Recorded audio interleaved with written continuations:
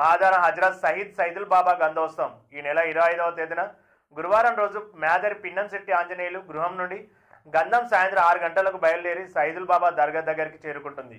ఎంతో ఘనంగా హిందూ ముస్లింలు ఐక్యత చిహ్నంగా గంధోత్సవం నిర్వహించడం జరుగుతుంది. కాబట్టి ప్రజలు భక్తులు అధిక సంఖ్యలో పాల్గొనాలని సైదులు ఆంజనేయులు ప్రజల్ని కోరారు.